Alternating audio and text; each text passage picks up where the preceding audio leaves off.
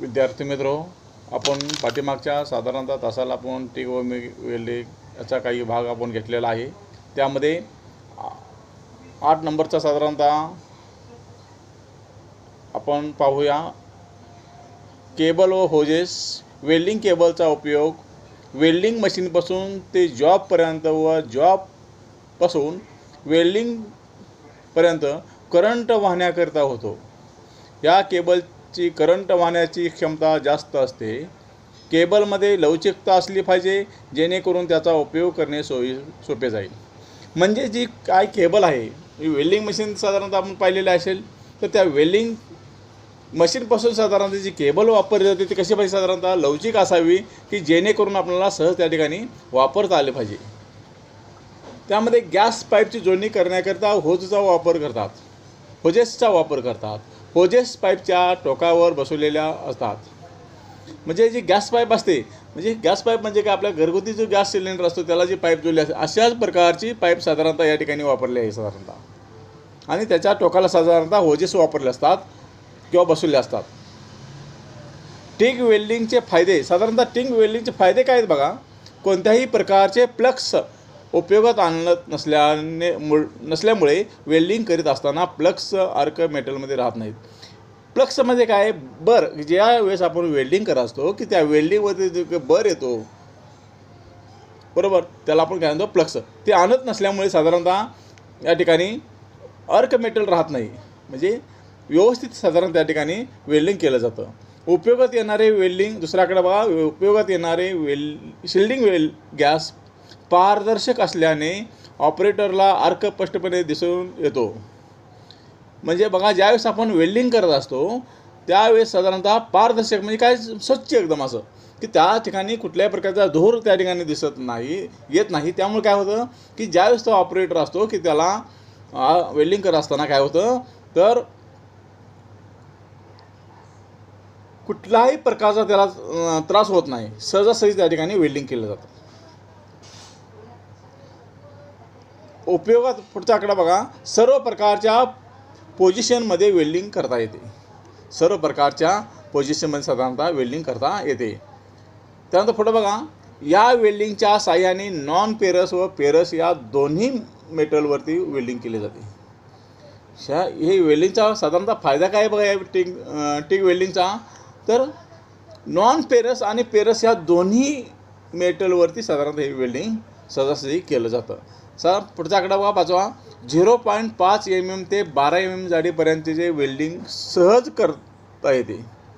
0.5 mm म्हणजे त्या असणाऱ्या रॉडची जी साईज आहे साधारणतः 0.5, म्हणजे जी काय तुमचा जॉब आहे साधारणतः तो 0.5 mm ते 12 mm जाडीपर्यंत जे साधारणतः वेल्डिंग सहज करता येते त्या ठिकाणी। तर तोटे काय बघा, आता ह्या असणाऱ्या टिग वेल्डिंगचे साधारणतः आपण फायदे बघितले, आता तोटे काय बघा, तर साहित्याची किंमत जास्त असते। ही जे काय मटेरियल आहे ते साधारणतः याची किंमत साधारणतः जास्त असते। त्यानंतर दुसरा आकडा पहा, अतिरिक्त फिलर रोड द्यावा लागत असल्याने वेल्डिंग प्रोसेस हळू आहे। अतिरिक्त फिलर रोड द्यावा लागतो, त्यामुळे त्याची वेल्डिंग प्रोसेस जी आहे कसे हळू, मी सावकाश आहे साधारणतः। त्याला त्याला आपल्याला दुसऱ्याची मदत आपल्याला त्या ठिकाणी घ्यावी लागते। याचा अर्थ असा होतो, अतिरिक्त म्हणजे काय, दुसऱ्याची मदत। आणि त्यामुळे काय होतं, वेल्डिंग प्रोसेस ही कशी आहे, जसं आपण आपलं जे वेल्डिंग करतो ते आर्क वेल्डिंग आहे। आर्क वेल्डिंग वेगळं आणि टिग वेल्डिंग वेगळं, मिग वेल्डिंग वेगळं। तसं त्या ठिकाणी बघा, तिसऱ्याकडे काय वा, टंगस्टन इलेक्ट्रोड मोल्टन मेटलमध्ये गेल्यास टंगस्टन इन्क्लूजन हा दोष येतो। आता टंगस्टन म्हणजे काय बघा, टंगस्टन हा धातू आपण साधारणतः पाहिला असेल सर्वांनीच, पण या ठिकाणी तुम्हाला माहीत नाही बाबा या टंगस्टन कशाला म्हणायचं। टंगस्टन म्हणजे साधारणतः तुम्ही लाईटचा जो बल्ब आपल्या घरामध्ये जो वापरतो तो बल्ब पाहिला असेल, 60 वॅट 100 वॅट, त्याच्यामध्ये आतली जी तार असते साधारणतः टंगस्टन ह्या धातूपासून बनले असते बघा। तर हे मेटल साधारणतः ह्या ठिकाणी वेल्डिंग करण्यासाठी या ठिकाणी आपण वापरलं जातं। त्यानंतर त्याचा उपयोग काय होतो बघा, टिग वेल्डिंगद्वारे खालील दिलेल्या सर्व अलॉय मेटलवरती वेल्डिंग करता येते। म्हणजे ही टिग वेल्डिंग जी आहे ती साधारणतः कोणकोणत्या मेटलवरती वेल्डिंग करता येते बघा. Carbon steel, low alloy steel, stainless steel, aluminium welding, याचे मिश्र धातू, कॉपर, निकेल, कास्ट आयर्न इत्यादी. म्हणजे साधारणतः हे जे वेल्डिंग आहे ती साधारणतः सर्व जे मार्केटमध्ये आपण साधारणतः बघा स्टीलला साधारण तुम्हाला वेल्डिंग करा असेल तर आपण त्याला गॅस वेल्डिंग म्हणतो बघा. त्याच प्रकारे साधारणतः हे वेल्डिंग आहे. म्हणजे कार्बन स्टीलवरती करता येते, लो अलाय स्टीलवरती करता येते, स्टेनलेस स्टीलवरती करता येते, ॲल्युमिनियम वेल्डिंग, त्याचे मिश्रण धातू, त्यानंतर कॉपर निकेल, कास्ट आयर्न म्हणजे बीड, अशावरती सर्व प्रकारे याचं साधारणतः वेल्डिंग करता येते. त्यानंतर बघा या प्रोसेसचा उपयोग हार्ड सस्पेन्सिंग करता केला जातो. त्यानंतर बघा एअरक्राफ्ट म्हणजे काय विमान, साधारणतः केमिकल वाहन म्हणजे ज्या ठिकाणी केमिकलच्या टाक्या बनवल्या जातात अशा ठिकाणी एटॉमिक एनर्जी अशा सर्व औद्योगिक क्षेत्रात या पद्धतीचा उपयोग केला जातो. म्हणजे ज्या ठिकाणी केमिकलच्या फॅक्टऱ्या असतात, ज्या ठिकाणी केमिकलच्या टाक्या बनवल्या जातात किंवा म्हणजे विमानाचे काही भाग बनवले जातात, ज्या ठिकाणी एनर्जी तयार केली जाते किंवा केमिकल तयार केलं जातं अशा ठिकाणी साधारणतः ह्या असणाऱ्या टिग वेल्डिंगचा उपयोग केला जातो. त्यानंतर बघा रॉकेट मोटरचे चंबर्स बनवण्यासाठी याचा उपयोग करतात. रॉकेट म्हणजे आपण पाहतो बघा, आपण हवेमधून किंवा अवकाशातून जात असताना जे रॉकेट असतं त्या मोटरचे जे चंबर्स असतात ते बनवण्यासाठी सुद्धा ह्या टिग वेल्डिंगचा साधारणतः या ठिकाणी उपयोग केला जातो. त्यानंतर बघा पुढे पाहूया आपण मिग वेल्डिंग पाहूया. या प्रोसेसमध्ये कन्झ्युमेबल इलेक्ट्रोडच्या साहाय्याने इलेक्ट्रिकलच्या मदतीने अर्क निर्माण केला जातो. निर्माण होणाऱ्या अर्क उष्णतेद्वारे जॉब मेल्ट केला जातो. मेल्ट करणे म्हणजे काय करणे, वेल्डिंग करणे, आणि त्यामध्ये अतिरिक्त फिलर मेटल मेल्ट होतो. इलेक्ट्रोड अखंडपणे फिल्टर युनिटमार्फत पुरविला जात असल्यामुळे अर्क निर्माण करणे व वेल्डिंग स्वतः फिलर रॉडमधून कार्य करणे शक्य होते. अशा प्रकारे एकसारखे डिपॉझिशन देऊन जॉब वेल्डिंग प्रक्रिया पूर्ण केला जातो. निर्माण होणारी अर्क मोल्टन मेटलचे संरक्षण होण्याकरता इनर्ट गॅसचा उपयोग केला जातो. इनर्ट गॅसच्या सान्निध्यात मेटलचे वेल्डिंगसोबतच अर्क व मोल्टन मेटलचे वातावरणातील इतर सक्रिय वायूपासून संरक्षण होत असल्यामुळे या प्रोसेसला गॅस मेटल अर्क वेल्डिंग किंवा मेटल इनर्ट गॅस अर्क वेल्डिंग असे म्हणतात. साधारणतः वरती बघा तुम्हाला मिग वेल्डिंगची साधारणतः आकृती दिलेली बघा. या ठिकाणी गॅसचा साधारणतः सिलेंडर गॅसची टाकी दाखवलेली आहे. त्यानंतर फिलर रॉड दाखवलेला आहे. म्हणजे या ठिकाणी साधारणतः आपल्याला या परीक्षेमध्ये काय विचारलं जात असेल बघा,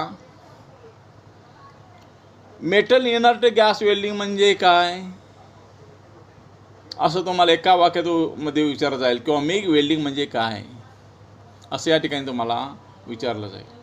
इतर म्हणजे या ठिकाणी आपल्याला काय म्हणावं लागेल, वातावरणातील इतर सक्रिय वायूपासून संरक्षण होत असल्यामुळे या प्रोसेसला गॅस मेटल अर्क वेल्डिंग किंवा मेटल इनर्ट गॅस वेल्डिंग असे म्हणतात.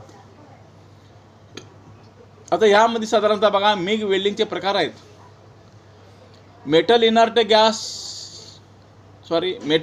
अर्क वेल्डिंग, त्यानंतर दुसरा आकडा दिला मेटल इनर्ट गॅस अर्क वेल्डिंग, त्यानंतर तिसरा आकडा दिला मेटल इनर्ट गॅस अर्क वेल्डिंग.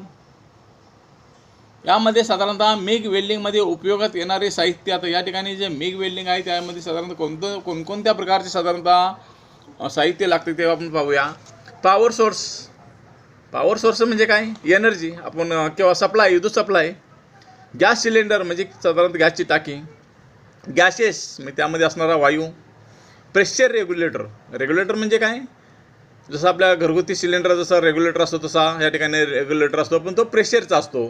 फ्लो मीटर म्हणजे काय, साधारणतः त्या मीटरमधून किंवा त्या असणाऱ्या टाकीमधून किती प्रमाणात साधारणतः आपल्याला गॅस सोडायचा आहे त्यासाठी जो मीटर असतो त्याला काय म्हणायचं, फ्लो मीटर.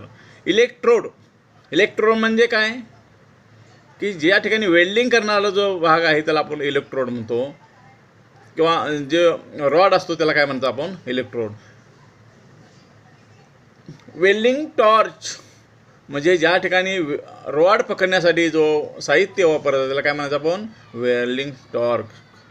त्यानंतर वायर फीडर युनिट, त्यानंतर गॅस प्रीहीटर, केबल आणि होजेस. साधारणतः बघा या मेग वेल्डिंगमध्ये साधारणतः एवढे जे साहित्य आहे ते साहित्य साधारणतः या ठिकाणी वापरलं जातं आहे. त्यानंतर पाहूया आपण पॉवर सोर्स. मिग वेल्डिंगमध्ये पॉवर सोर्स म्हणून खालील मशीनचा उपयोग केला जातो. म्हणजे पॉवर सोर्स म्हणजे त्याला जो सप्लाय दिला जातो त्याला आपण पॉवर सोर्स म्हणतो. म्हणजे या ठिकाणी काय म्हटलेलं आहे बघा, ट्रान्सफॉर्मर, त्यानंतर रेक्टिफायर आणि जनरेटर याच्यातला साधारणतः भाग आपल्याला वापरला जातो. म्हणजे काही ठिकाणी ट्रान्सफॉर्मर वापरले जातील, काही ठिकाणी रेक्टिफायर बनवले जातील, काही ठिकाणी जनरेटर वापरले जातील. म्हणजे ट्रान्सफॉर्मर म्हणजे काय केलं जातं की साधारणतः 440 व्होल्ट सप्लाय असेल तर त्या ठिकाणी 230 व्होल्टमध्ये रूपांतर केलं जातं. त्याला आपण काय म्हणतो, ट्रान्सफॉर्मर म्हणतो, किंवा त्याला आपण DP असंही म्हणतो. त्यानंतर रेक्टिफायर असं म्हटलेलं आहे बघा. रेक्टिफायरचा उपयोग काय होतो तर त्या ठिकाणी बघा ह्या ब्रिज रेक्टिफायर किंवा रेक्टिफायर मी साधारणतः हे ब्रिज रेक्टिफायर आहे. म्हणजे ACचं DC रूपांतर केलं जातं. ACचं DC रूपांतर केलं जातं. साधारणतः 230 व्होल्ट आपलं सप्लाय असेल तर त्या ठिकाणी 12 व्होल्ट किंवा 24 व्होल्ट एवढा सप्लाय त्या ठिकाणी निर्माण केला जातो. त्याला रेक्टिफायर असं म्हणतात. त्यानंतर जनरेटर म्हणजे काही ज्या ठिकाणी विद्युत निर्मिती केली जाते त्याला आपण काय म्हणतो, जनरेटर असं म्हणतो. साधारणतः म्हणजे हे इत्यादी पॉवर सोर्स या ठिकाणी आहेत. त्यानंतर गॅस सिलेंडर. कार्बन डायऑक्साईड हा वायू लिक्विड स्वरूपात सिलेंडरमध्ये असतो. सिलेंडर ऑक्सिजन सिलेंडरप्रमाणे असतो. कार्बन डायऑक्साईड सिलेंडर सर्वसाधारणतः 51 इंच लांब व 9 इंच रुंद, वेल्डिंग 105 पाऊंड वजनाचे असते. बघा साधारणतः हा जो सिलेंडर आहे तो कसा असतोय बघा, ती त्याचं साधारणतः ह्या सिलेंडरचं साधारणतः कार्बन डायऑक्साईड सिलेंडरचा सर्वसाधारणतः 51 इंच लांब आणि 9 इंच कसा असतो, रुंद असतो.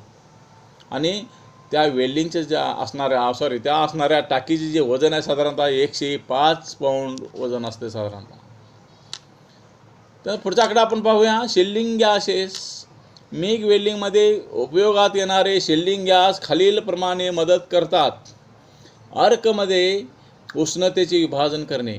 म्हणजे ज्यावेळेस आर्क तयार होतो, म्हणजे आर्क तयार होणे म्हणजे काय, वितळणे. ज्यावेळेस आर्क तयार होतो त्यावेळेस त्याचं विभाजन करणं. त्यानंतर आर्क स्थिर ठेवणं, म्हणजे जो भाग वितळलेला आहे, जो रॉड वितळलेला आहे तो काय करा, स्थिर ठेवणं. म्हणजे तो इतरत्र जाऊ न देणं हे साधारणतः त्याचं काम आहे. त्यानंतर अर्कला आकार देणे, म्हणजे त्या असणारं जो अर्क तयार झाला आहे त्याला विशिष्ट प्रकारचा आकार देणं. त्यानंतर योग्य प्रकारे पेनिटेशन देणे, म्हणजेच सरळ रेषेमध्ये साधारणतः ते देणं, वेल्डिंग करणं. वेल्डिंग बीडला आकार देणं आणि पोलॅसिटी नियंत्रित करणे. त्यानंतर पुढे काय म्हटले बघा, वेल्डिंग मेटलचे यांत्रिक गुणधर्म वाढवणे. वेल्डिंग करत असताना त्याचं काय करायचं, यांत्रिक गुणधर्म वाढवणं. त्यानंतर पुढे काय म्हटलं बघा, मेग वेल्डिंगमध्ये खालील गॅसेसचा उपयोग करतात. आता ही जी मेग वेल्डिंग आहे ना त्याच्यामध्ये कोणकोणत्या प्रकारचा गॅस वापरतात साधारणतः बघूया आपण. त्यामध्ये ऑर्गॉन वायू हा कुठं असतो साधारणतः बघा, आपल्या घरामध्ये जी ट्यूब असेल किंवा बल्ब असेल तर त्या असणाऱ्या बल्बमध्ये किंवा असणाऱ्या ट्यूबमध्ये साधारणतः हा ऑर्गॉन वायू भरलेला असतो. त्यात helium, argon plus helium plus carbon dioxide. त्यानंतर बघा ऑर्गॉन व ऑक्सिजन आणि कार्बन डायऑक्साईड हे साधारणतः त्या असणाऱ्या मेग वेल्डिंगमध्ये साधारणतः या गॅसचा वापर केला जातो. त्यानंतर पुढं पाहूया आपण प्रेशर रेग्युलेटर. ऑक्सिजन रेग्युलेटरप्रमाणेच कार्बन डायऑक्साईड रेग्युलेटर उपलब्ध असतात. रेग्युलेटरचे 2 प्रकार असतात साधारणतः, त्यामध्ये सिंगल स्टेज रेग्युलेटर आणि डबल स्टेज रेग्युलेटर. म्हणजे ह्या रेग्युलेटरमध्ये साधारणतः प्रकार आहेत बघा. त्यामध्ये काय असला आहे, सिंगल स्टेज आणि डबल स्टेज रेग्युलेटर. आपल्या घरामधला जो साधारणतः असणारा सिलेंडरचा जो रेग्युलेटर असतो तो लो प्रेशर रेग्युलेटर असतो. त्यानंतर पुढं बघा फ्लोमीटर. मेग वेल्डिंग करताना गॅसेसचे सिलेंडर एकसारख्या प्रमाणात पुरवण्याकरता गॅस फ्लोमीटरचा उपयोग केला जातो. गॅस फ्लोमीटर 2 प्रकारचे असतात. त्यामध्ये बॉल टाईप आणि निडल टाईप असतात. त्यानंतर पुढं बघा वरील दोन्ही प्रकारात वापरण्यात येणाऱ्या बॉल किंवा निडलवरून पडलेल्या गॅसवरती टेपर गॅस ट्यूब दिलेली असते. अशा प्रकारे इनलेट मार्फत असलेल्या गॅस बॉलवर उचलून आउटपुट मार्फत मशीन किंवा टॉर्चला दिला जातो. फ्लोमीटरवर गॅस बंद करणे, सुरू करणे किंवा आवश्यक असा सेट करणे यासाठी वाल्व असतो. आतील गॅस ट्यूबवर मार्किंग केलेले असते. त्यास कॅलिब्रेशन स्केल असते असे म्हणतात.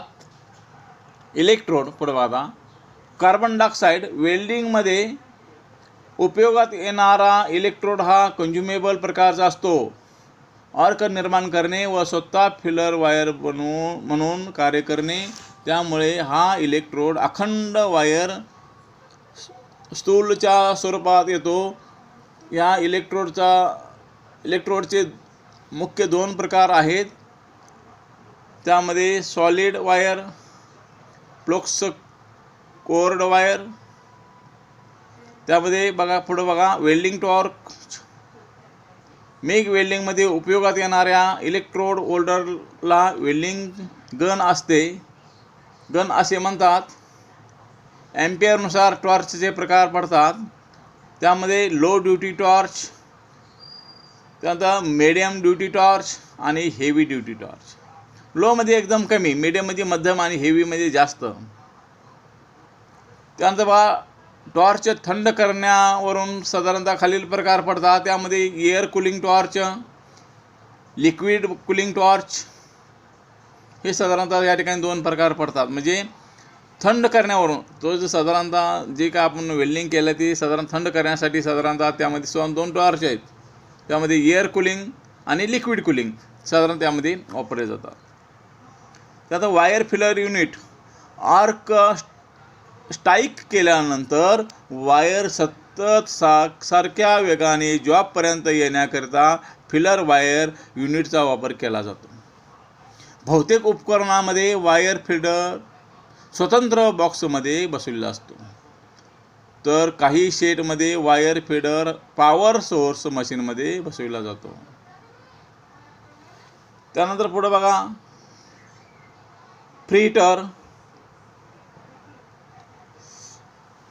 वेल्डिंगमध्ये कार्बन डायऑक्साईड गॅसचे शिल्डिंग देत असताना गॅस फ्रीटरचा उपयोग केला जातो. सिलेंडर मार्फत निघणारा कार्बन डायऑक्साईड वायूमध्ये आर्द्रता असल्यामुळे हा वायू तसाच प्रोसेसमध्ये गेला असता प्रोसेसमध्ये डिफेक्ट निर्माण होतो. म्हणजे या ठिकाणी काय बघा म्हणायचं यामध्ये बघा वेल्डिंगमध्ये कार्बन डायऑक्साईड गॅसेसचे वेल्डिंग देत असताना गॅस फ्रीटरचा उपयोग केला जातो. म्हणजे सिलेंडर मार्फत निघणाऱ्या कार्बन डायऑक्साईडमध्ये वायूमध्ये आर्द्रता म्हणजे काय हो, त्या ठिकाणी थंड आर्द्रता असल्यामुळे हा वायू त्या पोझिशनमध्ये गेला असता प्रोसेसमध्ये डिफेक्ट निर्माण होते. ते टाळण्यासाठी हा वायू कोरडा असणे त्याला आवश्यक आहे. त्यासाठी सिलेंडर नंतर फ्रीटरचा उपयोग करतात. इतर वायू उपयोगात आणताना फ्रीटरची आवश्यकता नसते. मिग वेल्डिंगचे फायदे आता आपण पाहूया. या ठिकाणी असणाऱ्या मिग वेल्डिंगचे काय फायदे आहेत. तर इलेक्ट्रोड सातत्याने पुरवला जात असल्याने ही प्रोसेस इतर सर्व प्रोसेसच्या तुलनेने जलद आहे. वेल्ड जॉईंट वर ड्रिप पेनिट्रेशन निर्माण होते. जाड व पातळ पत्र्यांना वेल्डिंग करणे सहज सोपे होते किंवा सहज शक्य होते. मेटल डिपोजिशन रेट जास्त आहे. स्लॅग निर्माण होत नाही. स्लॅग म्हणजे काय? वर घाण निर्माण होत नाही साधारणतः. स्वच्छ गुळगुळीत आणि स्पेअर रीत वेल्डिंग बीड निर्माण होते. म्हणजे वेल्डिंग व्यवस्थित होते म्हणायचं आहे. जलद प्रक्रिया असल्याने डिटोजन्स कमी होते. इलेक्ट्रोडचे नुकसान कमी होते. आता त्याचे तोटे काय आहेत बघा. साधारणतः वेल्डिंग साहित्य महाग आहे. खुल्या वातावरणात वेल्डिंग करणे शक्य होत नाही. म्हणजे जसं आपण हे आर्क वेल्डिंग करतो हे खुल्या वातावरणामध्ये, तसे खुल्या वातावरणामध्ये करणं शक्य होत नाही. कुशल कारागिराची आवश्यकता असते. मला याला साधारणतः शिकलेलाच पाहिजे, अनुभवी पाहिजे. त्यानंतर शिल्डिंग गॅस आरोग्यास हानिकारक आहे. हा जो शिल्डिंग गॅस आहे तो आरोग्यास हानिकारक आहे. उपयोग काय बघा. या प्रोसेसद्वारे खालील मटेरियलला वेल्डिंग करणे शक्य आहे. त्यामध्ये carbon steel, stainless steel, copper व alloy, heat resistant alloy, aluminium व अलॉय, मॅग्नेशियम व अलॉय, निकेल व त्याचे अलॉय. या वेल्डिंग प्रोसेसद्वारे टूल्स आणि डिझाईन मटेरियल वेल्ड करतात. ऑटोमोबाईल, एअरक्राफ्ट, केमिकल, फूड्स इत्यादी क्षेत्रात साधारणतः या असणाऱ्या मेग वेल्डिंगचा उपयोग केला जातो. साधारणतः आपला या ठिकाणी प्रकरण संपलेलं आहे. धन्यवाद.